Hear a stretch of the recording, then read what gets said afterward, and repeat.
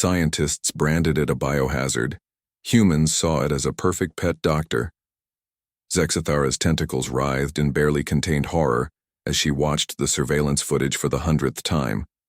The creature, designation XK-47, or Fluffball, as the humans insisted on calling it, sat contentedly in the lap of a human child, purring with a sound that registered at frequencies known to shatter Vorthon crystal.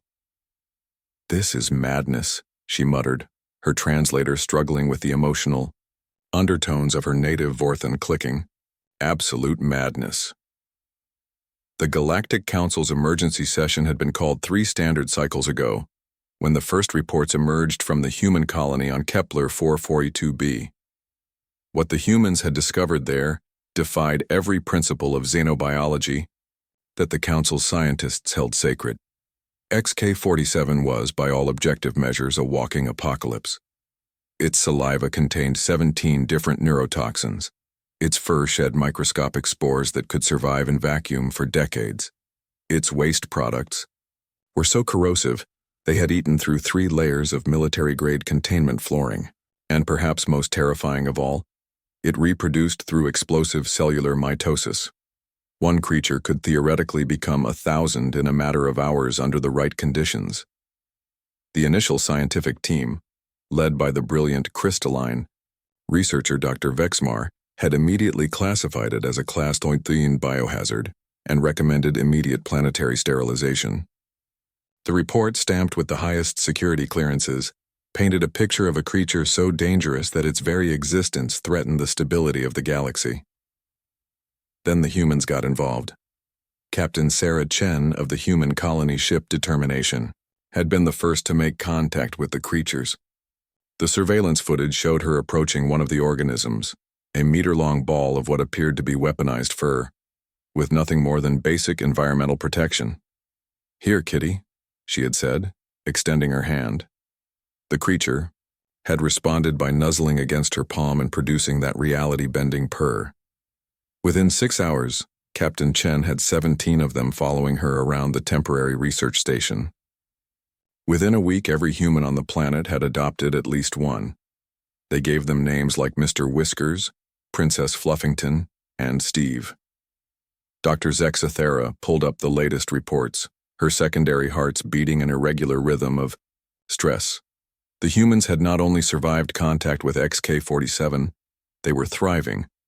More disturbingly, so were the creatures. The explosive reproduction that had so terrified the scientific community? It only occurred when the creatures were stressed, or threatened. In the presence of humans, they reproduced at a stable, manageable rate. The neurotoxins in their saliva? Completely harmless to human physiology. In fact, preliminary reports suggested they might have beneficial properties for human immune systems. The corrosive waste? The humans had discovered it made excellent fertilizer for their crop domes. "Doesn't make sense," Dr. Zexathara said to her research partner Dr. Klexis, whose insectoid mandibles clicked in agreement. "Every biological imperative suggests these creatures should be extinct within a generation of contact with any sentient species." "Perhaps," Dr. Klexis suggested carefully, "we have misunderstood their evolutionary purpose." The theory that emerged over the following weeks challenged everything the galactic scientific community thought they knew about evolution and survival. Dr. Elena Vasquez, the human xenobiologist assigned to the case, presented her findings to a stunned council assembly. "XK-47 isn't a weapon," she explained, her presentation displaying brain scans of both humans and the creatures. "It's a symbiotic organism that evolved specifically to bond with apex predators. The biohazard characteristics only manifest as defense mechanisms against species it doesn't recognize as compatible hosts." The evidence was overwhelming. Human stress hormones decreased by an average of 73% in the presence of XK-47. The creatures, purring, produced vibrations that promoted human bone density and muscle recovery. Their shed fur, when processed correctly, created fibers stronger than military-grade armor plating. But perhaps most remarkably, the creatures seemed to enhance human intuition and reflexes in ways that traditional science couldn't explain. Human pilots bonded with XK-47 showed reaction times that approached precognitive levels, Engineers working alongside the creatures developed solutions to problems that had puzzled the galaxy's greatest minds for centuries. They're not pets, Dr. Vasquez concluded. They're partners. They've been waiting for us. The revelation sparked a galaxy-wide debate about the nature of evolution, consciousness, and the role of seemingly dangerous species in the cosmic ecosystem.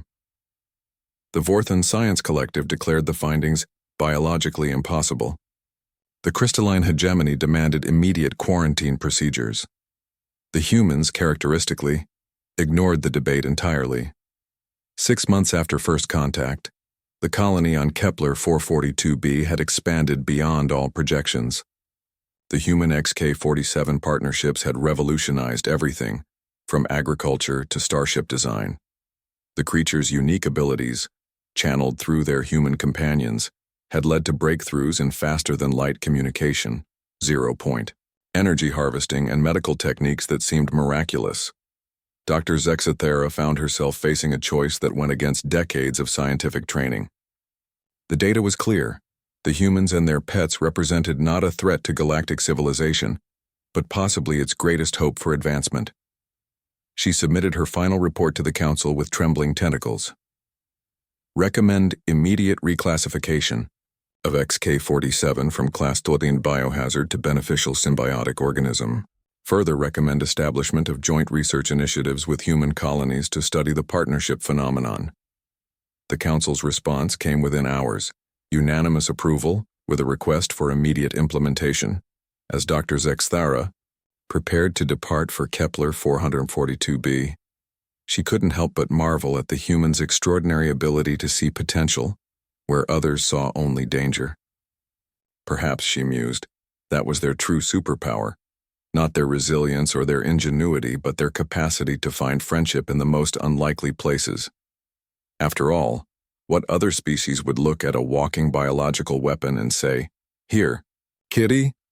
The universe, it seemed, was far stranger and more wonderful than any of them had imagined.